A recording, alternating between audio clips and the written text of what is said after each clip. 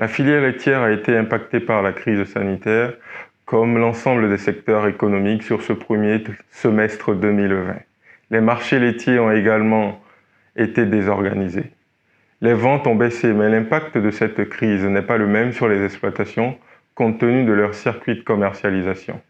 Les éleveurs qui transforment leur production et qui fournissent la restauration traditionnelle et collective ont été fortement touchés. Les ventes de fromage AOP et traditionnels ont chuté pendant le premier confinement du fait de la fermeture des marchés de plein vent. Ils ont donc dû s'adapter pour faire face à la baisse des ventes. Certaines initiatives collectives ont vu le jour, notamment la mise en place des distributeurs automatiques de produits laitiers par les groupes d'agriculteurs et de drive fermiers.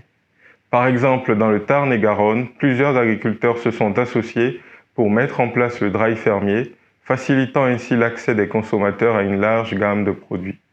Sur les produits de base ou de première nécessité, notamment le lait liquide, le beurre, les crèmes et les produits ultra frais, commercialisés en libre service dans la grande distribution, on a plutôt observé une augmentation de la demande du fait des changements dans les habitudes alimentaires des ménages et de la crainte d'une rupture de stock.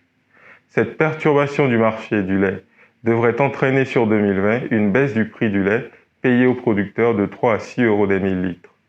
Le marché a donc été secoué pendant le premier semestre de l'année, mais il a progressivement retrouvé des couleurs sur le second semestre. L'ouverture des restaurants a permis un léger regain de stabilité sur le marché laitier, notamment pour les éleveurs transformateurs livrant la restauration traditionnelle. Mais avec la fermeture des restaurants sur cette fin d'année, le marché pourrait encore être impacté. L'embellie risque d'être passagère. Quant au lait bio, il a globalement résisté à la crise. Cette filière ne dépend pas principalement de la restauration collective et commerciale. La branche bio du lait de vache a su tirer son épingle du jeu.